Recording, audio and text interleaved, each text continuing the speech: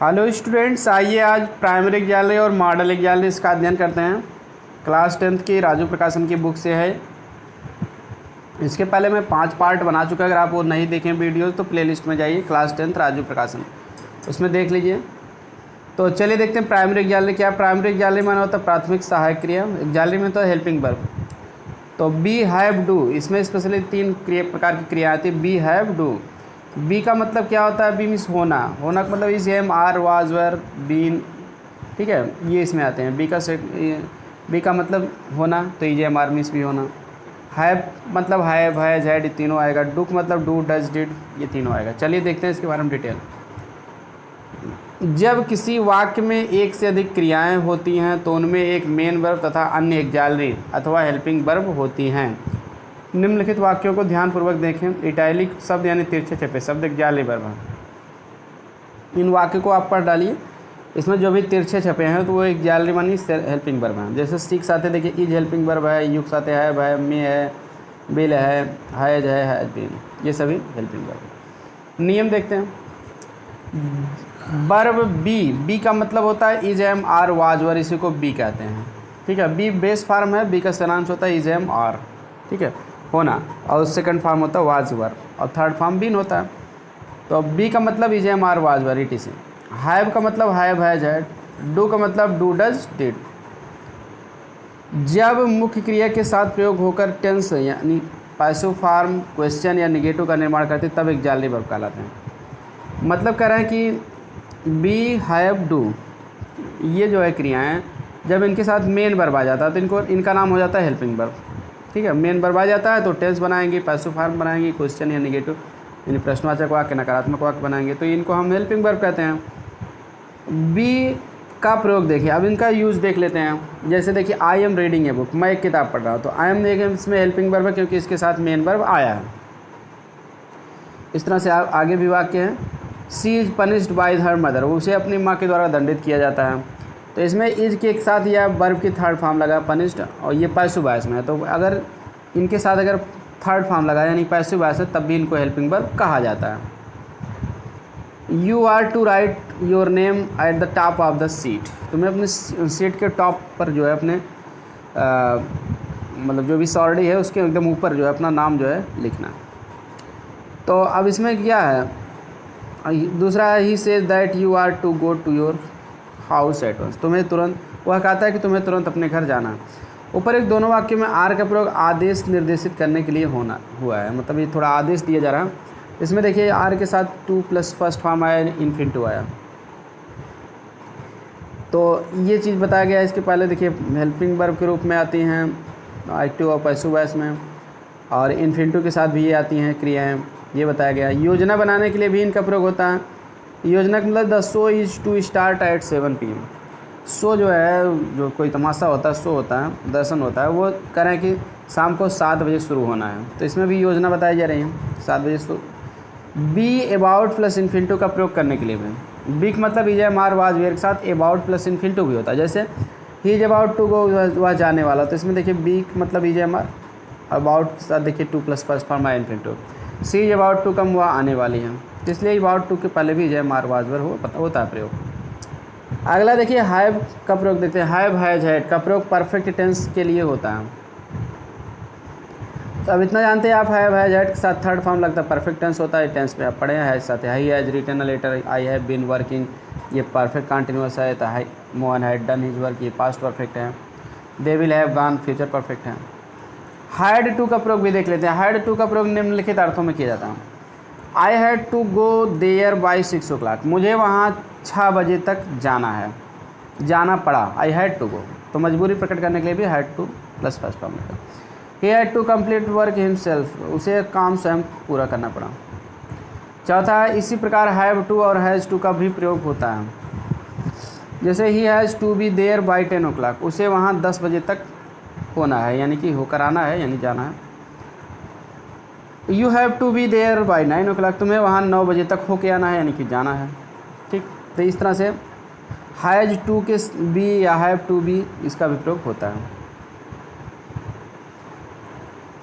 तो जब कोई भी क्रिया नहीं रहती है तो मतलब वहाँ इन्फिनिटिव के साथ तो भी हम लगा देते हैं, होना कर दीजिए।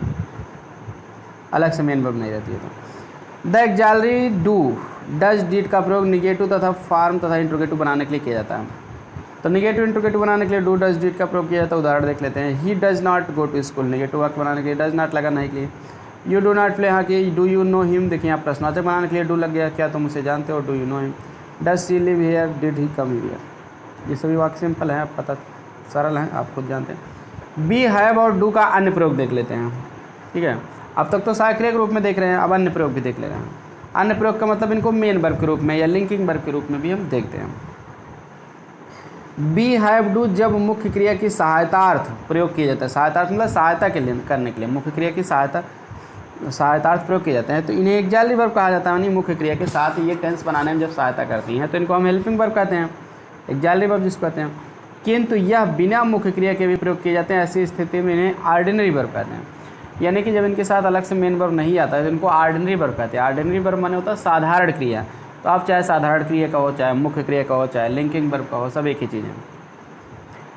उदाहरण, ही इज अ टीचर। अब देखें इज के साथ यहाँ कोई अन्य मेन वर्ब नहीं आया है, तो इसलिए यहाँ इज को जो है हम ऑर्डिनरी वर्ब कहेंगे, साधारण क्रिया कहेंगे, या आप इसको कह सकते हो मेन वर्ब भी कह सकते हो, ठीक है, या लिंकिंग वर्ब भी कह सकते हो, क्योंकि ही वह है क्या है, एक टीचर, तो ही के लिए टीचर है, ही को ही टीचर कहा गया, टीचर को ही, वह एक अध्यापक, अध्यापक कौन हुआ, तो दोनों एक दूसरे के लिए आए, तो इसलिए कम्प्लीमेंट इसको कहते हैं टीचर को।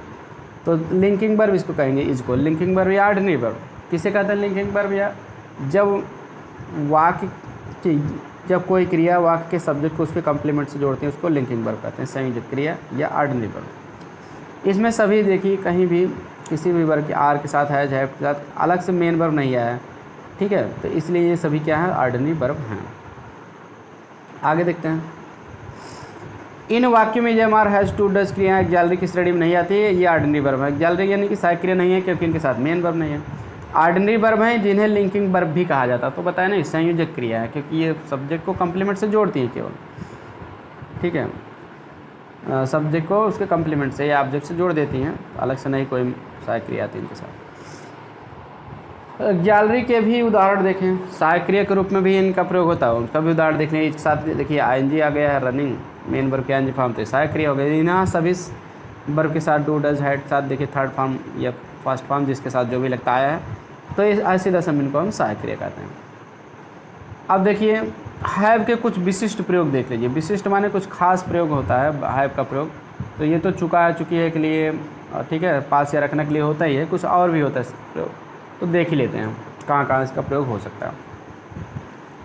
दे हैव लंच एट 2, उन्हें 2 बजे लंच, वे लंच 2 बजे करते हैं, तो हैव का प्रयोग एक खाने पीने के लिए भी होता है, वे 2 बजे लंच करते हैं, ठीक है, हैव करते हैं करना, हैव लंच माने लंच करना, दोपहर का भोजन करना।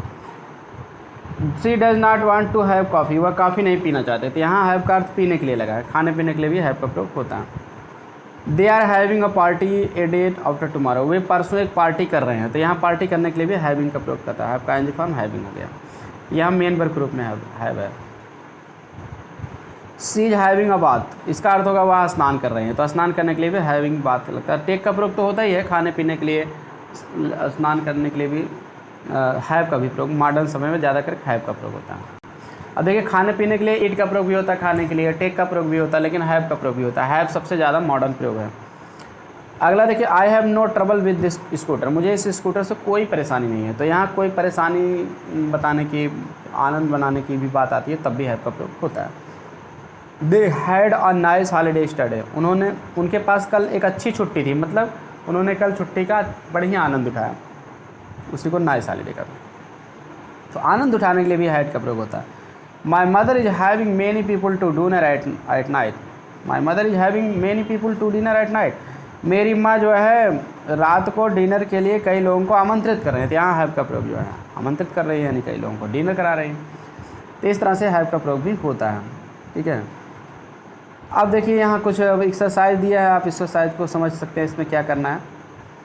Fill in the blanks with correct form of the auxiliary verb given in the brackets the following sentence, तो यहाँ ब्रैकेट में 2 सहायक क्रियाएँ दी गई हैं, तो उसमें से आपको एक भरना है, 2 या 3 जो भी दी गई हैं, तो सब्जेक्ट के अनुसार टेंस के अनुसार आपको भरना है, तो आप इसको आराम से भर सकते हैं, एक आध दो हम बता दे रहे हैं जानकारी के लिए। अब देखिए she must receive the marksheet by now, उसे अब तक मार्कशीट को प्राप्त कर लेना चाहिए था, तो अब यहाँ क्या है, मस्ट के साथ कभी भी हैज नहीं लगता, है भी लगता। किसी भी मॉडल एग्जाम्पल के साथ केवल हैव लगेगा या चे भी फर्स्ट फॉर्म, हैज कभी नहीं लगेगा ना हैड लगता। तो आप हैव किसी भी मॉडल एग्जाम्पल के साथ हैव लगा के थर्ड फॉर्म किया जाए, तो आप यहाँ हैव भर दीजिए। अब एक अगले वाले में you not go to school today, तुम आज स्कूल नहीं गए, तो डिड लगा दीजिए, क्योंकि आज स्कूल नहीं गए, ये थोड़ी कि आज स्कूल नहीं जाते हो, तो डिड ज़्यादा बेटर है इसमें। ठीक है, डू तो वैसे भी नहीं दिया, आर तो लग नहीं सकता, आर के साथ देखिए गो नहीं लगता, हैव के साथ भी गो नहीं लगता। इस तरह से अगर सही ना है तो ये सोचिए क्या नहीं हो सकता तीनों ऑप्शन में से, तो डिड ही होगा, क्योंकि फर्स्ट फॉर्म गो है ना, तो डिड के साथ ही आता, आर के साथ और आर के साथ नहीं आता। He not work hard now it is, वह आजकल कठिन परिश्रम नहीं करती हैं।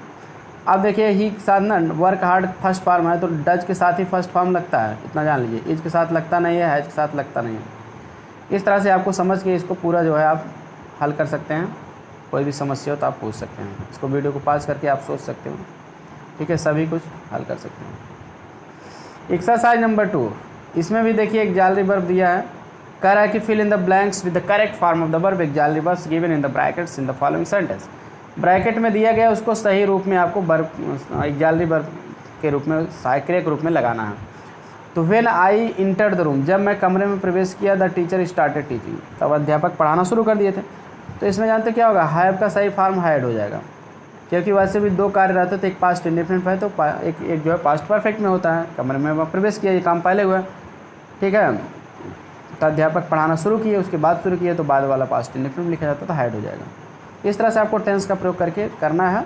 बाकी आगे आपको बोर्ड परीक्षा से पहले सारांश साल पेपर हल कराया जाएगा, कैसे किस तरह के वाक्य आते हैं, किस तरह के नहीं आते हैं। अभी आप पूरा परिचित करवा दे रहे हैं क्या क्या उस कोर्स में है, क्या क्या कैसे कैसे करना है, आप इतने से समझ में आ जाएगा आपको पूरा। It was a winter night, या जाड़े की रात थी, we sitting down the table, हम जो है फायर राउंड फायर, आग के चारों ओर हम बैठे थे। तो यहाँ बी का सही रूप करना है, तो पास्ट में बी के साथ वर ही लगता है, आवाज़ लगता नहीं है। क्लियर, इस तरह से होता है। अब ही नो योर एड्रेस, तो डू तो लगेगा नहीं, डज है तो डू का डज हो जाएगा, does he know your address, क्या हुआ तुम्हारा पता, जानते हैं। इस तरह से अर्थ के अनुसार आपको भरना है। आगे एक्सरसाइज नंबर 3 में क्या दिया है इसको भी बता दे रहे हैं, हम बता दे रहे हैं ताकि आप इसको आराम से कर ले जाएँ। पूरी एक्सरसाइज नहीं बता रहा हूँ क्योंकि समय वेस्ट होगा, आगे और भी पढ़ाना है, आप खुद कर सकते हैं, सिंपल चीज़ें। माई मदर कुकिंग फूड, तो इसमें क्या भरा है, मेरी माँ खाना पका रहे हैं। अब यहाँ डू डज हैज इज में से एक भरना था, तो आपको पता है आईएनजी है तो इज के साथ ही लगेगा, देखिए बता दिए गए उत्तर। इसमें भी देखिए सी के साथ ही भरना था, हैज डू वाज। अब यहाँ वह अभी तक पुस्तक नहीं पढ़ी है, तो अब इसमें ग्रामर का एक रूल है कि अगर वाई ई टी आ जाता तो उसको प्रेजेंट परफेक्ट टेंस में यूज़ किया जाता, तो इसलिए हैज यहाँ लग जाएगा, सी हैज़ नॉट रेड दिस। इसी तरह से आगे भी देखिए दिया गया, सी डज नॉट टेल ए लाई हो जाएगा इसमें, क्योंकि टेल है तो डज साथ ही लगेगा। ठीक है, ही के साथ डू लगता नहीं है, ही के साथ डू लगता नहीं है, इज लग नहीं सकता क्योंकि फर्स्ट फॉर्म है। बस इसी तरह से आपको आगे एक्सरसाइज करना है। आई डन माई वर्क, ठीक है, अब इसमें एग्जाम्पल वर्क को सही ढंग से भरना कोष्टक से देखकर, मैं अपना काम कर चुका हूँ। अब थर्ड फॉर्म है ना, तो थर्ड फॉर्म में हैज या है भी लगता है, तो आई के साथ तो हैज लगता नहीं है भी लगेगा, इज लग नहीं सकता क्योंकि थर्ड फॉर्म है, तो आई हैव लगा दीजिए। इसी तरह से आपको थोड़ा सा दिमाग लगा के टेंस के अनुसार करना है। दूसरा सी स्पीकिंग ऑन द रेडियो, अब वह रेडियो पर बोल रही है, आईएनजी है ना, तो आईएनजी के साथ इज या आर ही लगता है, डू लगता नहीं है। अब सी के साथ आर भी नहीं लग सकता, इज लगेगा। बस आराम से इस तरह से कर लीजिए, she is speaking on the radio. इसी तरह से आप इसको सभी को कर लीजिए, वीडियो को पॉज करके, कोई भी समस्या पूछ सकते हैं। तो आइए अब आगे मॉडल एग्जाम्पल भी देख लेते हैं। प्राइमरी एग्जाम्पल हो गया, मॉडल एग्जाम्पल, ठीक है। तो मॉडल एग्जाम्पल में क्या है कि विधि सूचक सहायक क्रियाएँ होती हैं ये। तो मॉडल एग्जाम्पल के अंतर्गत देखिए shall, should, will, would, can, could, may, might, must, need, ought, use, dare, ये सभी आते हैं, ये भी एक प्रकार की सहायक क्रिया ही होती हैं। ठीक है, तो मॉडल्स मूड से बना है, जैसे हमारा मूड बदलता है, क्रियार्थ कहते हैं। तो दिल की बात जो होती है हम कह सकते हैं, जैसे यू कैन रीड, तुम पढ़ सकते हो, किसी को कह सकते हैं यू शुड रीड, तुम्हें पढ़ना चाहिए। ठीक है, इस तरह से कुछ भी हम कह सकते हैं। तो ठीक है, हमारे मूड में जो भी आएगा तो मॉडल चल रही होती है, दिल की बात जो भी हमारे दिल में रहती है हम अगले आदमी से बता देते हैं, सलाह दे सकते हैं, उसकी क्षमता बता सकते हैं, कुछ भी कह सकते हैं। तो ये सभी मॉडल एग्जाम्पल में आती है, इनकी संख्या 24 है। चलिए देख लेते हैं फटाफट। अंग्रेजी नोट, अंग्रेजी में उपयुक्त मॉडल और प्राइमरी एग्जाम्पल के 24 फ्रेंड्स ऑफ नॉट भी कहा जाता है। 24 नाट के दोस्त कहा जाता है इन्हों, क्यों? क्योंकि वह 24 हैं, इनके साथ नाट लगा के हम निगेटिव बना सकते हैं, इसलिए नॉट का दोस्त इसको कहा गया। क्योंकि इनके निगेटिव और इंट्रोगेटिव रूप में डज, डेड, डू का प्रयोग नहीं होता है और इनमें नाट या यानी पोस्टापली सीधे आकर जुड़ जाता है। मॉडल एग्जाम्पल को मॉडल्स इसलिए कहा जाता है क्योंकि यह वर्ब मूड अर्थात क्रिया की अवस्था या भाव का बोध कराते हैं। तो क्रिया की अवस्था या भाव, ठीक है, का बोध कराते हैं।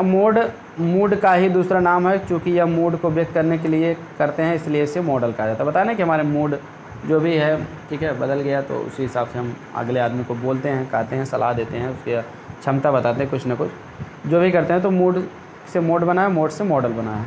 मॉडल माने होता है विद मॉडल, ठीक है।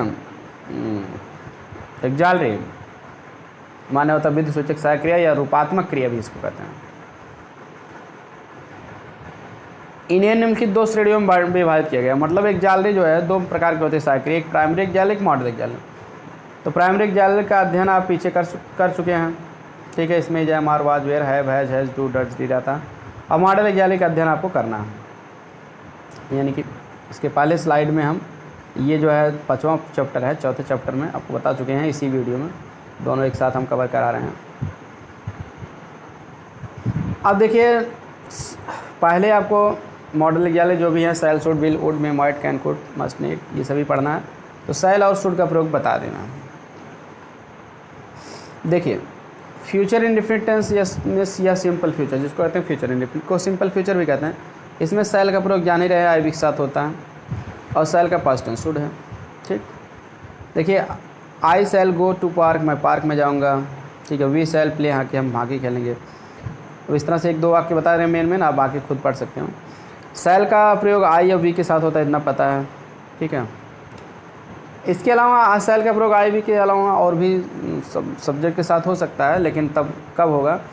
जब उसमें देखिए वचन प्रकट हो, ठीक है। वचन जैसे you shall get your watch tomorrow, तुम्हें कल तुम्हारी घड़ी मिल जाएगी। He shall have dinner with us, उसे हमारे साथ डिनर करना पड़ेगा, वह हमारे साथ डिनर करेगा, ठीक है। प्रॉमिस इसमें प्रकट हो, वचन प्रकट हो रहा। डिटर्मिनेशन दृढ़ निश्चय प्रकट करने के लिए, जैसे Sita shall apologize for an mistake, Sita अपनी गलती के लिए क्षमा मांगेंगे, तो इसमें दृढ़ निश्चय कर लिया गया। You shall leave for Delhi at once, तुम तुरंत दिल्ली के लिए रवाना हो गए, तो उन्हें तुम दृढ़ निश्चय क्यों बताया जा रहा। इस तरह से दृढ़ निश्चय भी प्रकट करने के लिए भी आई भी के अलावा अन्य सब, ठीक है, सब्जेक्ट के साथ भी लगता है। कमांड आज्ञा या धमकी के अर्थ में भी आई भी के अलावा अन्य के साथ लगता है सेल। जैसे you shall not be absent tomorrow, तुम्हें कल अनुपस्थित नहीं होना होगा, तुम कल अनुपस्थित नहीं रहोगे, धमकी दे, अनुपस्थित रहोगे तो कार्रवाई की जाएगी। He shall be punished for this insult, उसे इस अपमान के लिए जो है दंडित किया जाएगा। इसमें धमकी प्रकट किया जा रहा, ठीक है। तो इस देखिए उपयुक्त प्रकार की दशाओं में second person you, third person he, she के साथ भी सेल का प्रयोग होता है। शुड का प्रयोग कब होता है? शुड का प्रयोग सेल के पास्ट टेंस के रूप में निम्नलिखित परिस्थितियों में किया जाता है। जैसे फ्यूचर इन द पास्ट, भूतकाल में भविष्य को बताने के लिए शुड का प्रयोग होता है। जैसे आई टोल्ड यू, मैं तुम्हें बताया, that I should go to the next day, कि मैं अगले दिन जाऊंगा। तो है तो पास्ट टेंस, लेकिन बात किया जा रहा है भविष्य की, मैंने तुम्हें बताया कि मैं अगले दिन जाऊंगा, ठीक है। We said that we should wait for him, हमने कहा कि हमें उसका इंतजार करना चाहिए। इस तरह से इनडायरेक्ट में होता क्या है कि जब रिपोर्टिंग पर पास्ट में रहती है सेड या टोल्ड, तो इसको भी हम पास्ट में कर देते हैं, तो सेल का शुड हो जाता है। आई के साथ जो सेल लगता है वही शुड हो जाता है। जब रिपोर्टिंग वर्ब का कर्ता फर्स्ट पर्सन का हो, रिपोर्टिंग वर्ब भूतकाल में हो, तो रिपोर्टेड स्पीच में सेल के स्थान पर शुड का प्रयोग किया जाता है। तो इनडायरेक्ट में भी आप इसको पढ़ोगे। और कहाँ देखिए शुड लगता है, कहाँ ड्यूटी और ओब्लिगेशन, कर्तव्य के लिए, कोई भी कर्तव्य बताना हो तो जिससे आपको ये काम करना चाहिए, तो चाहिए के लिए शुड लगता है। जैसे people should obey the laws of the country, लोगों को देश के नियमों को क्या करना चाहिए? पालन करना चाहिए। We should obey our elders, हमें अपने बड़ों का आज्ञा का पालन करना चाहिए। We should not insult the poor, हमें गरीबों का अपमान नहीं करना चाहिए। We should always speak the truth, हमें हमेशा सत्य बोलना चाहिए। नोट, शुड का प्रयोग तीनों पर्सन के साथ होता है, मतलब चाहे first person, second person, third, किसी सब्जेक्ट के साथ, यानी आप शुड का प्रयोग लगा सकते हो चाहिए का अर्थ में। एडवाइस, सजेशन और इन्फ्रेंस, सलाह, सुझाव या निष्कर्ष के अर्थ में भी होता है शुड का प्रयोग। जैसे he should do his work regularly, उसे अपना काम नियमित रूप से करना चाहिए, तो इसमें भी सलाह दिया जाना। The student should not play on the road, विद्यार्थियों को सड़क पर नहीं खेलना चाहिए। You should call your friends at one, तुम्हें अपने दोस्त को तुरंत बुलाना चाहिए। He should have come by now, उसे अब तक आ जाना चाहिए था। चलिए आगे देखते हैं।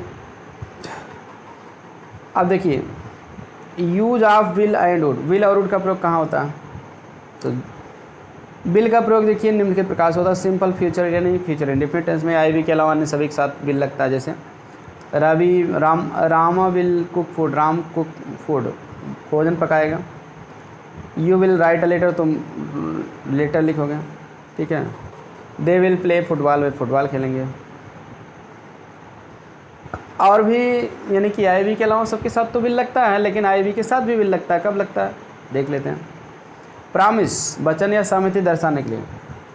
I will give her my car, मैं उसे अपनी कार दूंगा, तो वचन कर रहा हूँ, तो आई साथ विल लग रही है इस तरह से। I will pay your money in time, मैं तुम्हारा धन समय पे कर दूंगा, दे दूंगा। He will try to help our poor friends, वह हमारे गरीब दोस्तों की सहायता करने का प्रयास करेगा। वी विल, हम अपने गरीब दोस्तों की सहायता करने का प्रयास करेंगे, तो इसमें भी वचन प्रकट हो रहा है जैसा मैं डिटर्मिनेशन दृढ़ निश्चय या धमकी दर्शाने के लिए। जैसे I will find out why he was beaten, मैं पता लगाऊंगा कि वह क्यों पीटा गया, तो इसमें भी देखिए दृढ़ निश्चय या धमकी प्रकट हो रही है, पता लगा के रहूँगा। We will not allow you to go to empty hand, हम टू गो एम्प्टी हैंडेड, हम तुम्हें खाली हाथ जाने की अनुमति नहीं देंगे, ठीक है। We will teach him a lesson, तो ये दोनों में दृढ़ निश्चय प्रकट हो रहा है। We will teach him a lesson, हम उसे एक पाठ पढ़ाएंगे, सबक सिखाएंगे, धमकी प्रकट हो रहा है। इस दशा में विल का प्रयोग फर्स्ट पर्सन के साथ होता है, यानी कि आई वी के साथ होता है। वुड क्या है उसको भी देख लेते हैं। विल का पास्ट टेंस फॉर्म में प्रयोग होने पर ये निम्नलिखित बातें प्रकट करता है। तो विल का पास्ट टेंस वुड है, क्या क्या प्रकट करता है? फ्यूचर इन द पास्ट, भूतकाल में भविष्य, जैसे शुड लगता है। अगर इधर देखिए रिपोर्टिंग वर्ब पास्ट में है तो इधर विल का वुड हो जाता है। He promise that he would return the book, उसने वादा किया कि वह किताब वापस करेगा। आई टोल्ड माई फ्रेंड, मैं अपने दोस्तों से बताया that I would help him in difficulty, कि मैं कठिनाई में उनकी क्या करूँगा, उसकी क्या करूँगा, मदद करूँगा। नोट रिपोर्टिंग पर भूतकाल में हो तो करता चाहे कोई भी हो, रिपोर्टेड स्पीच में विल के स्थान पर वुड का प्रयोग किया जाता है। वुड का प्रयोग सबके साथ किया जा सकता है। Polite request in the present, न वर्तमान काल में नम्र निवेदन प्रकट करने के लिए भी वुड का प्रयोग होता है। जैसे उदाहरण, would you please help the little boy, क्या आप कृपया छोटे बच्चे की आप मदद कर देंगे। Would you kindly give me some money, क्या आप कृपया मुझे कुछ धन देंगे, तो इसमें प्रार्थना किया जा रहा। वुड के साथ तब प्लीज़ या काइंडली आता तो नम्र निवेदन, ज़्यादा ही प्रार्थना किया जाती। भूतकाल में बार बार होने वाले क्रियाकलाप तथा घटनाएं, frequent activities and happening in the past, ठीक है। प्रायः जो क्रियाकलाप हो रहे हैं, एक्टिविटीज़ हो रहे हैं, हैपनिंग घटनाएं हो रही हैं भूतकाल में, उसके लिए भी वुड का प्रयोग होता है। कोई काम कोई घटना बार बार हुई हो उसके लिए। जैसे the beggar would come every day for food, भिखारी प्रतिदिन भोजन के लिए आया करता था, तो उसके बार बार होने वाली घटनाएं क्रियाकलाप बताया जा रहा है इसमें। Every day I would go to play tennis, प्रत्येक दिन मैं टेनिस खेलने जाया करता था, तो कोई क्रियाकलाप भूतकाल में बार बार होता है तो वुड का प्रयोग होता है, ठीक है। जैसे आदत प्रकट करने के लिए यूज टू होता है, कोई काम हुआ करता था अब नहीं होता है, तो उसी तरह से क्रियाकलाप बताने के लिए वुड का प्रयोग होता है। अब चलिए और मॉडल एग्जाम्पल देखते हैं। कैन और कुड का प्रयोग कहाँ होता है। कैन का प्रयोग पावर, एबिलिटी या कैपेसिटी यानी शक्ति, क्षमता या सामर्थ्य व्यक्त करता है। जैसे आई कैन सॉल्व दिस सम, मैं सवाल हल, सम माने होता सवाल होता है, मैं सवाल को हल कर सकता हूँ, तो कैन का मतलब सकना होता है। इस तरह से शक्ति, सामर्थ्य या क्षमता बताने के लिए होता है। He can play well if he likes, वो अच्छे ढंग से खेल सकता है यदि वह चाहे। The teacher can allow your admission, अध्यापक तुम्हारे एडमिशन की अनुमति दे सकते हैं। I can not run very fast, मैं बहुत तेज़ नहीं दौड़ सकता हूँ। कैन आज्ञा अर्थात परमिशन का भाव प्रकट करता है। जैसे he can write the answer now, वह अब उत्तर लिख सकता है। यू कैन ईट मैंगो, तुम आम खा सकते हो। They can not sit in the class room, way class room में नहीं बैठ सकते हैं। कैन नॉट का प्रयोग निगेटिव निषेधात्मक के रूप में होता है। इस तरह से हम क्या देख रहे हैं कि कैन का प्रयोग आज्ञा देने के लिए भी होता है, वैसे मे का प्रयोग भी आज्ञा देने के लिए होता है। तो कैन नॉट का प्रयोग वैसे ऑफिशियली नहीं करना चाहिए, बोलचाल की लैंग्वेज में कर सकते हैं, अनौपचारिक रूप में ऑफिशियली मे का प्रयोग होता है। पास्ट टेंस में कैन के स्थान पे कुड का प्रयोग होता है। अब जैसे पास्ट टेंस में कैन के स्थान पे मे कुड का प्रयोग होता है। जैसे कोई क्षमता सामर्थ्य बताना है तो प्रेजेंट में तो कैन होगा, पास्ट में कुड हो जाएगा, सका या सकता था तब उसका अर्थ होगा। पावर या एबिलिटी कैन के समान किंतु भूतकाल प्रकट करता है। इन हर चाइल्डहुड अपने बचपन में सी कुड डांस वेरी वेल, वह बहुत अच्छे ढंग से नाच सकती थी, तो भूतकाल की क्षमता बताने के लिए कुड लगा। The old man was so weak that he could not speak, बूढ़ा आदमी इतना कमज़ोर था कि वह बोल नहीं सका। माई फादर कुड नॉट पे माई फी लास्ट मंथ, पिछले महीने मेरे पिता मेरी फीस नहीं जमा कर पाया। कुड का प्रयोग नम्र निवेदन प्रकट करता है। नम्र निवेदन जैसे could you please give me your book, क्या आप कृपया मुझे अपनी किताब दे देंगे। Could you tell me the way to the park, क्या आप मुझे पार्क का रास्ता बता सकते हैं। तो इसमें भी नम्र निवेदन ही किया जा रहा है। तो प्रेजेंट टेंस में ते है आता है तब भी कुड लगा सकते हो जब प्रार्थना करना हो तो। चलिए मे और माइट का प्रयोग भी देख लेते हैं। मे का प्रयोग इच्छा, उद्देश्य, संभावना, आज्ञा, ठीक है, प्रकट करता है। जैसे उदाहरण देखते हैं, may God bless you with a son, भगवान करे तुम्हें एक पुत्र हो, तो इच्छा प्रकट हो रही है, शुभकामना दिया जा रहा है। मे यू लिव लॉन्ग, आप दीर्घजीवी हो, इसमें भी इच्छा है। He works hard that he may pass, वह कठिन परिश्रम करता है ताकि वह पास हो सके, तो उद्देश्य यहाँ बताया जाए कि दैट माने भी ताकि होता है, सो दैट माने भी ताकि होता है, ठीक है, सो दैट ही मे पास या दैट ही मे पास उद्देश्य। ही एडमायर्स सीता, वह सीता की प्रशंसा करता है, that he may win her favour, जिससे कि वह उसका पक्ष जीत सके, ठीक है। तो यहाँ देखिए दैट लगा है, दैट या सो दैट के बाद प्रेजेंट टेंस में पास्ट में माइट लगता है।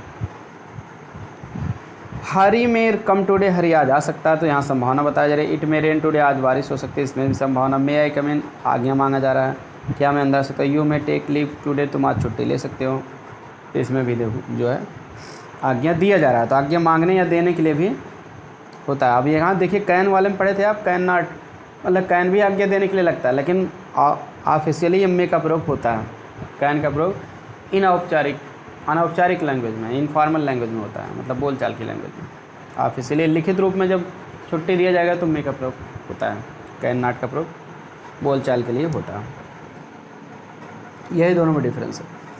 माइट, यह मे का पास्ट टेंस के रूप में निम्नलिखित बातें। माइट का प्रयोग कहाँ होता है, तो मे का पास्ट टेंस माइट होता है।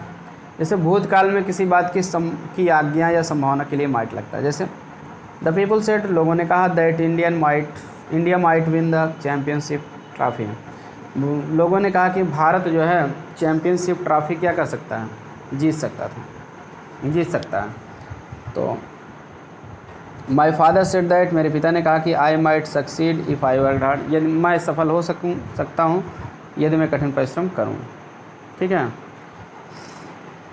अब देखिए इधर पास्ट है, सेड है, तो इधर भी पास्ट में कर देंगे, अर्थ चाहे प्रेजेंट में निकले या पास्ट, मुझसे नहीं मतलब।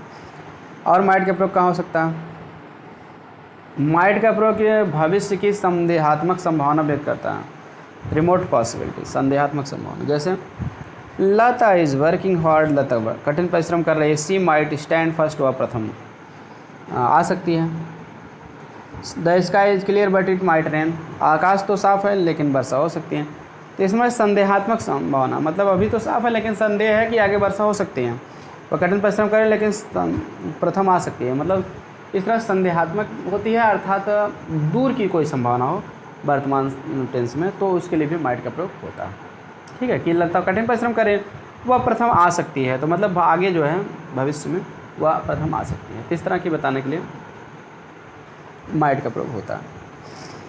अब देख लेते हैं मस्ट का प्रयोग कहाँ होता है। मस्ट माने भी चाहिए होता है, शुड माने भी चाहिए होता है, लेकिन मस्ट शुड का प्रयोग सामान्य सलाह के लिए होता है, मस्ट का प्रयोग अनिवार्य सलाह के लिए होता है। मेन डिफरेंस ये है, अवश्य चाहिए के अर्थ में मस्ट का प्रयोग होता है। मस्ट के प्रयोग बाध्यता अनिवार्यता का भाव प्रकट करता है। अब अनिवार्यता मतलब कोई काम एकदम अनिवार्य रूप से होना ही चाहिए तो मस्ट लगता है। जैसे यू मस्ट ओबे योर ऑफिसर, तुम्हें अपने ऑफिसर की आज्ञा जो है माननी ही चाहिए, अवश्य माननी चाहिए, मस्ट लगा। We must obey the laws, हमें नियमों का पालन अवश्य करना चाहिए, ठीक। नोट, सामान्यतः मसेंट, ठीक है, मस्टेंट यानी मसेंट का प्रयोग, मस्टेंट मतलब मस्ट नॉट का प्रयोग मस्ट के निगेटिव के रूप में किया जाता है, जो कि गलत है, क्योंकि मस्ट का निगेटिव नीडेंट होता है, ठीक है। तो कह रहे हैं कि मस्टेंट का प्रयोग नहीं करना चाहिए। मस्ट का निगेटिव फॉर्म जो है नीडेंट। बता रहे हैं कि मस्ट या मस्टेंट दोनों से बाध्यता अनिवार्यता का बोध होता है, जबकि नीडेंट के प्रयोग से अनिवार्यता का अभाव व्यक्त होता है। क्लियर। तो अगर जो है मस्ट या नीड मस्टेंट दोनों से बाध्यता या अनिवार्यता का बोध होता है और नीडेंट प्रयोग से अनिवार्यता का अभाव व्यक्त होता है। अगर अभाव व्यक्त करना हो तो आप नीडेंट कर दीजिए कि आपको इस काम को करने की आवश्यकता ही नहीं है, यानी नहीं करना चाहिए। ठीक है। और बाध्यता या अनिवार्यता बताना हो तो मस्ट नॉट पे कर दीजिए, दोनों सही। उदाहरण, you must go to school in time, तुम्हें समय से स्कूल जाना चाहिए। तो कंपल्सन माने मजबूरी, ऑब्लिगेशन माने भी, ठीक है, एहसान होता है, मजबूरी भी होता है, बाध्यता होता है। तो बाध्यता या मजबूरी यहाँ बताया जा रहा है, तुम्हें अवश्य स्कूल समय पे जाना चाहिए, नहीं जाओगे तो नाम कट जाएगा, पढ़ लिख नहीं पाओगे। You must not go to school late, तुम्हें स्कूल लेट नहीं जाना चाहिए, तो इसमें भी आपको अनिवार्यता है कि भाई नहीं जाना चाहिए, तो अनिवार्य सलाह दिया जा रहा। You needn't go to school on Sundays, तुम्हें संडे को स्कूल जाने की ज़रूरत नहीं है। ठीक है, ऐसे कहना चाहिए कि अर्थात संडे को स्कूल नहीं जाना चाहिए। हिंदी में आप चाहें संडे के स्कूल नहीं जाना चाहिए ऐसे कहो, या संडे को स्कूल जाने की आवश्यकता नहीं है, लेकिन अंग्रेजी क्या बनेगी, needn't go to school on Sunday. ठीक है। तो इस तरह से क्या है कि अनिवार्यता का अभाव बताया जा रहा है किसमें, कि भाई संडे को स्कूल जाने की आवश्यकता नहीं है, कि अनिवार्यता नहीं है, उसका अभाव है यानी कमी है, तो आप नीडेंट का प्रयोग करा करिए। एब्सेंस ऑफ कंपल्सन और ऑब्लिगेशन। ठीक है। अगला है सर्टेनिटी ऑफ बिलीफ, माने विश्वास की निश्चितता को प्रकट करता है मस्ट। उदाहरण, you must finish your homework in an hour, तुम्हें 1 घंटे में अपना होमवर्क फिनिश कर लेना चाहिए। मतलब विश्वास है कि आप 1 घंटे में चाहोगे तो कर लो जाएगा। He must be a thief, वह अवश्य एक चोर होगा। मस्ट भी माने होगा या होना चाहिए, उसे एक चोर होना चाहिए, यानी अवश्य चोर होगा। इस तरह से पूरा विश्वास है कि भाई वो चोरी होगा, ऐसी हरकतें कर रहा है, तो इस तरह से भी मस्ट का प्रयोग होता है। आगे आर्ट का प्रयोग देते हैं। ओ यूजिटी आर्ट चाहिए भी होता है इस माने में। तो देखिए मस्ट माने चाहिए, शुड माने चाहिए, आर्ट माने चाहिए। तो डिफरेंस क्या है कि शुड का प्रयोग सामान्य सलाह के लिए, मस्ट का प्रयोग अनिवार्य सलाह के लिए, आर्ट का प्रयोग नैतिक कर्तव्य बताने के लिए होता है, चाहिए क्या था। तो चलिए देख लेते हैं डिटेल में। आर्ट का प्रयोग निम्नलिखित बातें प्रकट करता है, नैतिक कर्तव्य का बोध कराता है। तो कहीं भी नैतिक कर्तव्य की बात की जाएगा तो आप आर्ट लगा दीजिएगा। अपने हिसाब से आप चाहे जो कर सकते हैं, लेकिन मेन जो है इसका मेन फंक्शन है, अपने हिसाब से आपको ये बात ध्यान देके इसका प्रयोग करना चाहिए। मस्ट, आर्ट और शुड चाहिए अर्थ में कि शुड सामान्य सलाह के लिए, मस्ट अनिवार्य सलाह के लिए, आर्ट जो है नैतिक कर्तव्य के लिए होता है, चाहिए कर्तव्य। उदाहरण देखते हैं। नैतिक कर्तव्य का बोध कराता है, जैसे we ought to obey our elders, हमें अपने एल्डर्स माने बड़े, हमें अपने बड़ों की आज्ञा का पालन करना चाहिए। तो इसको ऐसे भी कह सकते हैं, अपने से बड़ों की आज्ञा का पालन करना हमारा नैतिक कर्तव्य है। इस तरह से इसमें नैतिक कर्तव्य है, आर्ट टू लगेगा। You ought to help the poor fellow, तुम्हें गरीब व्यक्ति की मदद करनी चाहिए, यानी कि गरीब व्यक्ति की मदद करना भी हमारा नैतिक कर्तव्य है। आर्ट का यह प्रयोग प्रेजेंट टेंस प्रकट करता है, इसमें प्रेजेंट इन्फिनिटिव के साथ प्रयोग होता है। प्रेजेंट इन्फिनिटिव का मतलब क्या होता है, जैसे आर्ट के साथ हमेशा 2 प्लस फर्स्ट फॉर्म आता है ना, तो ये प्रेजेंट इन्फिनिटिव हो गया। ठीक है, 2 प्लस फर्स्ट फॉर्म को प्रेजेंट इन्फिनिटिव कहते हैं। ठीक है, और 2 है प्लस थर्ड फॉर्म को परफेक्ट इन्फिनिटिव कहते हैं। अब देखिए आगे दिया भी गया है, हाँ, प्रेजेंट इन्फिनिटिव के साथ प्रयोग करना चाहिए आर्ट का। He ought to have paid the money, उसे धन जो है पेड कर देना चाहिए था, अदा कर देना चाहिए था। ठीक है। अब यहाँ क्या है कि आर्ट का यह प्रयोग पास्ट टेंस को दर्शाता है। प्रेजेंट पास्ट टेंस में परफेक्ट इन्फिनिटिव का प्रयोग उस समय होता है जब किसी कर्तव्य का पालन न किया गया हो, अर्थात किसी आवश्यक कार्य की उपेक्षा कर दी गई हो। तो परफेक्ट इन्फिनिटिव मतलब क्या होता है, टू के साथ हैव वगैरह आ जाएगा, हैव प्लस थर्ड फॉर्म। ठीक है, तो उसको हम परफेक्ट इन्फिनिटिव कहते हैं। ठीक है, क्योंकि हैव के साथ थर्ड फॉर्म परफेक्ट टेंस में आता है। तो ये कब प्रयोग होगा, पास्ट की बात बताने के लिए। जैसे he ought to have paid the money, उसे धन पे कर देना चाहिए, दे देना चाहिए था, लेकिन वह किया नहीं। तो उन्होंने तो उसका कर्तव्य था कि भाई नैतिक कर्तव्य के किसी कार्य के लिए पैसा उनको दे देना चाहिए, लेकिन वह नहीं दिए, कर्तव्य का पालन नहीं किया, तो हैव प्लस थर्ड फॉर्म लग जाएगा। आगे स्ट्रांग पॉसिबिलिटी अर्थात अत्यधिक संभावना व्यक्त करता है, तो उसके लिए भी आर्ट टू का प्रयोग होता है, ज़्यादा संभावना व्यक्त करने के लिए। जैसे Indian team ought to win the final cricket match, भारतीय टीम को जो है फाइनल यानी अंतिम क्रिकेट मैच को क्या करना चाहिए था, फाइनल क्रिकेट मैच को जीत लेना चाहिए था, जीत लेना चाहिए। मतलब पूरी संभावना है कि इसमें भारतीय टीम जो है फाइनल क्रिकेट मैच जीत लेगी। जीत लेना चाहिए। इस तरह की संभावना बताने के लिए the principal ought to be in his office, principal अपने ऑफिस में ही होने चाहिए, यानी कि ऑफिस में होंगे, तो ऐसी भी संभावना व्यक्त की जा रही है। यूज ऑफ नीड, नीड का प्रयोग भी देख लेते हैं कहाँ होता है। जब नीड से बाध्यता का अभाव व्यक्त होता है तब सिंगुलर और प्लूरल सब्जेक्ट दोनों के साथ नीडेंट का प्रयोग होता है। अभाव के लिए नीडेंट लगता है, अभी पीछे भी चर्चा किया गया था। अगर अभाव का ना हो तो नीड भी लगता है। जैसे we need not drink tea, हमें चाय पीने की ज़रूरत नहीं है। ही नीडेंट वर्क हार्ड, उसे कठिन परिश्रम करने की आवश्यकता नहीं है। You needn't see a doctor, तुम्हें डॉक्टर से मिलने की आवश्यकता नहीं है। She needn't see a doctor, उसे डॉक्टर से मिलने की आवश्यकता नहीं है या दिखाने की आवश्यकता नहीं है। तो आवश्यकता नहीं है तो नीडेंट, आवश्यकता है तो नीड हो जाएगा। जैसे she needs to see a doctor, उसे डॉक्टर से मिलने की आवश्यकता है। कुछ वाक्यों में नीडेंट है पास्ट प्लस पास्ट पार्टिसिपल का प्रयोग होता है और यह बोध होता है कि भूतकाल में जो कार्य हुआ वह अनावश्यक या अनुचित था। जैसे कोई काम होने की आवश्यकता नहीं थी लेकिन फिर भी हो गया, तो नीडेंट साथ है प्लस नीडेंट साथ है प्लस थर्ड फॉर्म लगेगा। पास्ट पार्टिसिपल मतलब थर्ड फॉर्म। उदाहरण, we needn't have gone to school on Sunday, हमें रविवार को स्कूल जाने की आवश्यकता नहीं थी, फिर भी मैं चला गया, जब भूल कर चला गया, किसी कारणवश चला गया, आवश्यकता ही नहीं थी। He has got a car, उसके पास एक कार है या वह एक कार प्राप्त कर चुका है। He needn't have travelled by bus, उसे बस से यात्रा करने की आवश्यकता नहीं है। जैसे मतलब उसके पास पर्सनल कार हो गई है तो बस से यात्रा करने की कोई ज़रूरत नहीं। तो यहाँ प्रश्न है आवश्यकता, ठीक है। अनावश्यक अगर हो गया कि बस से अनायास यात्रा की है, उसके पास कार होते हुए भी, व्यवस्था होने के बावजूद भी, तो ये सब भी बताने के लिए नीडेंट लगेगा, कोई काम करने की आवश्यकता नहीं थी। नोट देख लिए, छात्र एक बात का विशेष ध्यान रखें, अगर नीड का प्रयोग ज़रूरत के अर्थ में हुआ तो उसका प्रयोग साधारण क्रिया के रूप में होता है। साधारण क्रिया मतलब मुख्य क्रिया के रूप में होता है। अगर ज़रूरत है तो मुख्य क्रिया के रूप में होगा, ज़रूरत नहीं है तो सहायक क्रिया के रूप में होगा। उदाहरण, आई नीड योर हेल्प, मुझे तुम्हारे हेल्प की आवश्यकता है। You need a new shirt, तुम्हें एक नए शर्ट की आवश्यकता है। तो इसमें नीड जो है मेन वर्ब है, यानी साधारण क्रिया है। She does not need a frock, उसे फ्रॉक की आवश्यकता नहीं है। Do you need a book, क्या तुम्हें बुक की आवश्यकता है। तो इस तरह से जो है निगेटिव में, ठीक है। अब देखिए, सी डज नॉट नीड, डज क्रिया लग गई, नीड मेन वर्ब हो गया। डू के साथ भी देखिए नीड मेन वर्ब हो गया, ठीक है। इस तरह से दोनों रूप में आता है निगेटिव, ठीक है, मेन वर्ब के रूप में भी और एक्जाल्टी वर्ब के रूप में भी होता है। चलिए आगे, यूज ऑफ डेयर, डेयर का प्रयोग भी देख लेते हैं। डेयर माने होता है साहस करना, चुनौती देना, ये होता है। डेयर का अर्थ देखिए चुनौती देना या हिम्मत करना। तब इसका प्रयोग ऑर्डिनरी वर्ब की तरह होता है। ऑर्डिनरी वर्ब माने साधारण क्रिया, यानी कि मुख्य क्रिया। अगर डेयर का अर्थ चुनौती देना रहेगा तो मुख्य क्रिया की तरह होता है, इसलिए सब्जेक्ट के नंबर पर्सन के अनुसार डेयर्स का प्रयोग होता है, ठीक है। अगर मेन वर्ब के रूप में है तो डेयर एक बहुवचन के साथ, एक वचन के साथ डेयर्स होगा। और निगेटिव तथा इंट्रोगेटिव बनाने के लिए डू का प्रयोग किया जाता है, ठीक है। निगेटिव बनाने के लिए इनके साथ क्या लगेगा, डू लगेगा। उदाहरण देख लेते हैं, they dare me to swim across the river, वे क्रॉस दिस रिवर, वे इस नदी को पार करने के लिए तैरने में मुझे क्या कर देते हैं, चुनौती देते हैं। He dares me to swim across this river, वह मुझे इस नदी को पार करने में, ठीक है, तैरने के लिए चुनौती देते हैं। They do not dare me to swim across this river, वे इस नदी को पार करने में तैरने के लिए जो है मुझे चुनौती नहीं देते हैं, ठीक।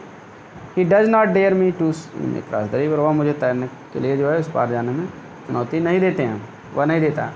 तो इस तरह से निगेटिव में देखिए डेयर लग जाता है, डेयर सभी के साथ लगेगा, सहायक के साथ, तब एस जोड़ नहीं सकता, एक वचन रहेगा। अफर्मेटिव में एस जोड़ा जाता है एक वचन के साथ।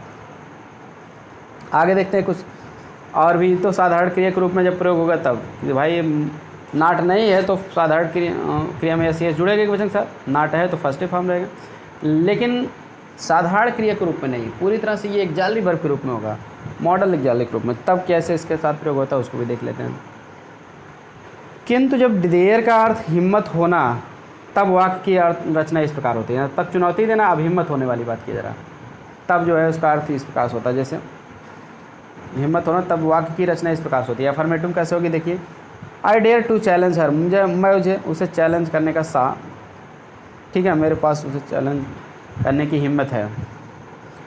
ही डेयर्स टू स्लैप सीता, उसके पास सीता को स्लैप में थप्पड़ मारने का साहस है, वह सीता को थप्पड़ मारने का साहस करता है, या मैं उसे चैलेंज करने की हिम्मत करता हूँ। हिम्मत करना है, साहस करना। तो एक साथ देखिए एस एस जुड़ा अफर्मेटिव में। नेगेटिव का I dare not challenge him, मैं उसे चुनौती देने का साहस नहीं किया करता हूँ। तो नेगेटिव में देखा डेयर नॉट या डेयरेंट हो गया। ही डेयरेंट स्लैप हर, वह उसे थप्पड़ मारने का साहस नहीं करता। नोट, ऐसे अफर्मेटिव वाक्यों में इन्फिनिटिव विथ टू आता है, पर नेगेटिव में इन्फिनिटिव विदाउट टू का प्रयोग होता है। तो अफर्मेटिव में जैसे इन्फिनिटिव विथ टू यानी इन्फिनिटिव आता है टू प्लस फर्स्ट फॉर्म, जैसे आई डेयर टू चैलेंज, देखिए इसमें डे के साथ टू प्लस फर्स्ट फॉर्म आया है, डेयर्स के साथ भी आया है। अफर्मेटिव में तो आया है, करेंट, लेकिन नेगेटिव में बिना इन्फिनिटिव विदाउट टू का प्रयोग होता है। विदाउट टू मतलब ये टू नहीं आएगा, केवल बल्कि फर्स्ट फॉर्म आएगी। जैसे उदाहरण देखते हैं, डेयर नॉट में देखिए चैलेंज केवल आया, इसमें स्लैप आया है, इसके पहले टू नहीं लगा। और भी ठीक है, उदाहरण देख लेते हैं। I dare to challenge him, उसे चैलेंज करने का डेयर करता हूँ, साहस करता है। आई डेयरेंट चैलेंज हिम, अब देखिए डेयरेंट आ गया यानी कि डेयर नॉट, तो टू हट गया। कुछ वाक्यों में आई डेयर से का प्रयोग होता है, आई डेयर से का प्रयोग होता है। ऐसे डेयर से का अर्थ होता है I suppose, it is likely. I suppose माने मैं अनुमान लगाता हूँ, मैं मानता हूँ। इट इज़ लाइकली माने संभावना है। जैसे I dare say there will be a get together at this place, ठीक है। आई डेयर से माने मैं, मेरा अनुमान है, मैं संभावना व्यक्त करता हूँ। There will be a get together at this place, इस स्थान पर गेट टुगेदर होगा, मतलब कि लोगों की भीड़ होगी। तो इस तरह से आई डेयर से का प्रयोग होता है। मैं कहने का साहस कर सकता हूँ, मतलब मैं ऐसा मानता हूँ, ठीक है। आई सपोज, या मैं सोचता हूँ, लाइकली है, संभावना है। यूज टू का प्रयोग भी देख लेते हैं। यूज टू से यह बोध होता है कि कोई कार्य भूतकाल में लगातार होता था, इस प्रकार इससे भूतकाल की आदत का बोध होता है। यानी भूतकाल की आदत बताने के लिए यूज टू लगता है, कोई काम पहले हुआ करता था लेकिन अब नहीं होता है, तो ऐसी बात बताने के लिए यूज टू लगता है। उदाहरण, I use to play cricket at school, मैं स्कूल में क्रिकेट खेला करता था, अर्थात अब नहीं खेलता हूँ। He use to write to me every month, वह प्रत्येक महीने मुझे लिखा करते थे, यानी पत्र लिखा करते थे, अर्थात अब नहीं लिखते। जब वाक्य से यह बोध होता कि भूतकाल में कभी कभी होता था, कोई कार्य भूतकाल में कभी कभी होता था, तब उड का प्रयोग होता है, यूज टू का नहीं। तो मतलब पूरी तरह से आदत बताने के लिए यूज टू लगता है, लेकिन कोई क्रियाकलाप बताने के लिए उड का प्रयोग होता है, पीछे भी आपको बताया गया था। उदाहरण, he would often talk for hours, वह प्राय घंटों तक बात किया करता था। She would often invite me on dinner, वह प्राय मुझे इन्वाइट डिनर के लिए करती थी, रात को भोजन के लिए इन्वाइट किया करते थे।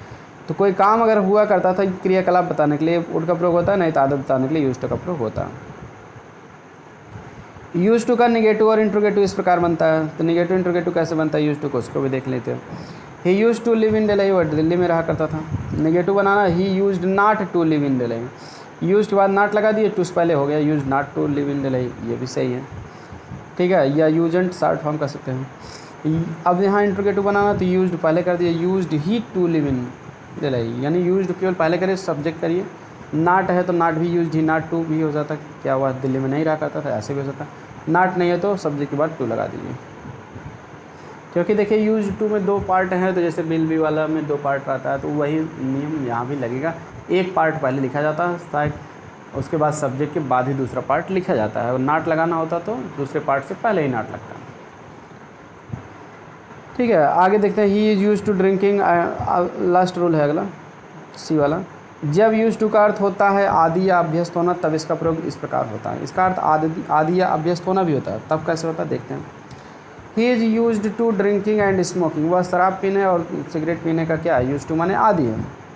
We are use to standing in a queue, हम एक पंक्ति में खड़े होने के आदि हैं, ठीक है, हम पंक्ति में खड़े होने के आदि हैं। इस तरह से आदि होने के लिए जैसे उतना जान लीजिए, आदि होने का मतलब अभ्यस्त होना, आदती होना, तब यूज टू के साथ हमेशा वर्ब की आईएनजी फॉर्म लगेगी, ठीक है। यूज टू के पहले तभी ये मार बाद वेयर रहता है, उसके बाद यूज टू प्लस जीरंड लगता है, जीरंड मतलब वर्ब की आईएनजी फॉर्म। ये देखिए अब कुछ एक्सरसाइजें हम इसमें एक दो बता दे रहे हैं, बाकी आप करना चाहे तो खुद कर लीजिए, नहीं तो फिर आगे आपको जो एग्ज़ाम में आएंगे वही उतना हम प्रैक्टिस करवा देंगे अनसाल जो है एग्ज़ाम से पहले, ठीक। Fill in the blanks with modal examples will shall ही लगाना है फॉलोइंग सेंटेंस निम्नलिखित वाक्यों में। तो आपको पता है बिल सेल कहाँ लगता है, पढ़ा दिएगा, आप उसी हिसाब से लगा दीजिए। जैसे एक आध दो एग्जाम्पल बता दे रहे हैं। Radha is a good girl, Radha एक अच्छी लड़की है। सी हेल्प यू, वह तुम्हारी सहायता करेगी। तो बिल, सी के साथ बिल ही लगता है। हर इज ए गुड बॉय, ही के साथ बिल ही लगता है। आई के साथ तो बिल नहीं लगता ना, सेल लगा दो, ठीक है। I shall go to playground today, बस इस तरह से आई भी के साथ सेल लगा देना, बाकी साथ बिल लगा देना, यही इसमें करना है। इसके बाद में मे कैन मस्ट लगाना है, तो आप संभावना व्यक्त करने के लिए मे लगा दीजिए, क्षमता योग्यता बताने के लिए कैन लगा दीजिए, अनिवार्य सलाह के लिए मस्ट लगा दीजिए, ठीक है। अब निगेटिव है तो आप मस्ट नॉट लगा सकते हैं, ठीक है। आई एम सॉरी, मुझे खेद है। आई नॉट हेल्प यू, मैं तुम्हारी सहायता, ठीक है, नहीं कर सकता हूँ। I am sorry, I can not help you, मुझे खेद है कि मैं तुम्हारी सहायता नहीं कर सकता। इस तरह से अर्थ के लिए कैन नॉट लगा दिए। इट इज़ वेरी डार्क, बहुत अंधकार है। यू नॉट गो नाउ, तुम्हें अब नहीं जाना चाहिए। यू मस्ट गो नॉट, ठीक है, नाउ, तुम्हें अब नहीं जाना चाहिए। यू मस्ट नॉट, यहाँ नहीं जाना चाहिए। नॉट लगा ही है तो मस्ट लगा दीजिए केवल, बस मस्ट नॉट पहले से लगा तो केवल आप मस्ट लगा दीजिए बस, ठीक है। अब इस तरह से मतलब आप आगे बढ़ा सकते हैं, कोई समस्या हो तो आप पूछ सकते हैं, ठीक है। इसके बाद वाले में शुड और would, might, ought, need, need not, इन सभी का प्रयोग करना है अर्थ के अनुसार। इसमें भी आप कर सकते हैं। एक गुड बॉय, एक अच्छे लड़के को get up early in the morning, सुबह में उठ जाना चाहिए, शुड गेट अप हो जाएगा। क्लियर, इस तरह से आप कर सकते हो। आगे है कि वी ओबे आवर टीचर, हमें अपने अध्यापकों का क्या करना चाहिए, ओबे करना चाहिए, पालन करना चाहिए, ठीक है। तो अब इसमें देखिए क्या है कि वी शुड कर दीजिए, तो आर्ट लगाओ तो आर्ट के साथ टू भी लगता है, ठीक। आगे देखते हैं, ये सभी एक्सरसाइज हैं, आप करना चाहे तो खुद कर सकते हैं, ठीक है। आगे नो इम्पॉर्टेंट एक्सरसाइज रहेगी वही कराया जाएगा। चौथी एक्सरसाइज में क्या है कि models given in the brackets, model का प्रयोग करना है। He rent a house for 100 rupees 10 years ago, वह 10 साल पहले 100 रुपये में क्या है किराए पर घर लिया था, ठीक है ना, 10 साल पहले, ठीक है। ही रेंट ए हाउस, 10 साल पहले किराए पर घर ले सकता था, तो हमें सकता था का अर्थ लेके उसको कोड लगा दीजिए, क्योंकि बीती बात है तो कोड ही लगेगा, थोड़ी कहोगे कि ले सकना चाहिए, ठीक है। यह सकता है, 10 साल पहले ले सकता है, लेना चाहिए, सकता था, वह 10 साल पहले 100 रुपये में किराए पर घर ले सकता था। Clear. We are getting late, हमें देर हो रहा है, सो वी, इसलिए हमें go to the station, station पर जाना चाहिए। We go to the station by taxi, हमें टैक्सी से जो है, हमें देर हो रहा है इसलिए हमें टैक्सी से जो है स्टेशन तक क्या करना चाहिए, जाना चाहिए। तो अब यहाँ लेट हो रहा है तो टैक्सी करना ज़रूरी है, तो आप यहाँ मस्ट लगा दीजिए, we must go to station by taxi. इस तरह से अर्थ के अनुसार आप लगा सकते हैं। एक्सरसाइज नंबर 5 में क्या करना है कि सूटेबल मॉडल्स का प्रयोग करना है। इसमें 3 दिए गए, एक भरना होगा। दिस इज़ नॉट हैवी, या भारी नहीं है। यू लिफ्ट इट इजली, तुम इसे आसानी से क्या कर सकते हो, उठा सकते हो, तो कैन लगा दीजिए। इस तरह से योग्यता क्षमता बताने के लिए कैन लगता है, ठीक है। तो इस तरह से आप अर्थ के अनुसार कुछ भी जो भी आपको उचित लगे भर सकते हो। कोई भी समस्या हो तो आप पूछ भी सकते हो कमेंट करके। फिर इन the blanks with suitable models given in the following sentence, suitable models भरना है, यहाँ मॉडल्स का नाम दे दिया, इसमें से आपको अर्थ के अनुसार भरना है। You not deceive anybody, not to deceive anybody, तुम्हें किसी को धोखा नहीं देना चाहिए। क्लियर। तो अब इसमें क्या है कि टू कब लगता है, to plus first form, ought के साथ लगता है, यू आर्ट कर दे, you are not to deceive anybody. Clear. उसके बाद देखिए you we do our duty, हमें अपना कर्तव्य करना चाहिए, तो ठीक है। तो वी, हमें अपना कर्तव्य करना चाहिए। We must do our duty, ठीक है। आर्ट के साथ टू लगेगा, शुड भी कर सकते हो, we should do our duty, हमें अपना कर्तव्य करना चाहिए। अगर अनिवार्यता बताना हो तो मस्ट का भी प्रयोग कर सकते हो, ठीक है। इसमें मस्ट का प्रयोग, we must do our duty, हमें अपना कर्तव्य करना चाहिए। इस तरह से आप अर्थ के अनुसार बनाएंगे। 9वें में भी देखिए कुछ सहायक क्रियाएँ यहाँ दिए गए, इसमें अर्थ के अनुसार एक करना है। I swim across the river when I was young, जब मैं जवान था तो मैं नदी को पार कर सकता था, तो बीती बात है तो इसमें आप आराम से कोड लगा दिए। We I could swim the swim, मैं तैर सकता था, क्रॉस द रिवर, नदी को पार करने के लिए, व्हेन आई वाज यंग, ठीक है। अब तो सकना का अर्थ आ रहा है तो कोड लगा दीजिए, ठीक है। इस तरह से आगे वाले में देखिए वी आर्ट टू लव और नेबर्स, हमें अपने पड़ोसी से प्रेम करना चाहिए, तो आर्ट के साथ टू लगता है, टू प्लस फर्स्ट फॉर्म में आर्ट लगा दीजिए, नैतिक कर्तव्य। इस तरह से ये मतलब आपका मॉडल एक गैलरी ख़त्म हो गया। इसके बाद निगेटिव सेंटेंस है। निगेटिव सेंटेंस पीछे बताया जा चुका था। देखिए आई एम ए टीचर, तो I am not a teacher, not लगा सकते हो। एक गैलरी के बाद सहायक क्रिया, ठीक है। लिंकिंग वर्ब के बाद सहायक क्रिया के बाद भी नॉट लगा सकते हैं। The words are singing, the not singing. इस तरह से इन सब पे हम केवल चर्चा करते चले जाना है। इंट्रोगेटिव देखिए सब्जेक्ट, सहायक क्रिया सब्जेक्ट, उसके बाद नॉट लगाना, तो सब्जेक्ट के बाद नॉट लग जाता है। इसको भी आप पढ़ सकते हो, ठीक है। अब यहाँ जिसमें प्रेजेंट इनफिनिट और पास्ट इनफिनिट में सहायक क्रिया नहीं रहती है, तो प्रेजेंट इनफिनिट डू या डज नॉट, ठीक है, लगता है। पास्ट इनफिनिट डिड नॉट लगता है। ये भी आप एग्जाम्पल पढ़ सकते हैं, ठीक है। इसके बाद जो है आपको जो है आगे क्या है, इसमें एक्सरसाइज है, नॉट वोट बना लगा के बनाना है आपको। आराम से आप कर सकते हैं। पीछे भी इनके बारे में डिटेल में हम वीडियो बना चुके हैं। फिर इंट्रोगेटिव सेंटेंस है, यस या नो आंसर टाइप क्वेश्चन, तो अफर्मेटिव से इंट्रोगेटिव आप बिल्कुल बना सकते हैं। तो सहायक क्रिया पहले कर देंगे तो फर्स्ट टाइप वाला हो जाएगा, उसके बाद सब्जेक्ट, ठीक है। और सेकंड टाइप में रहेगा तो WH, उसके बाद सहायक क्रिया, ठीक है। इस तरह से ये सब, इसमें कुछ है नहीं, आप आराम से इसको पढ़ भी सकते हैं, पीछे बताया भी गया है। आगे हम अगले टॉपिक पे आ जाते हैं, ठीक है।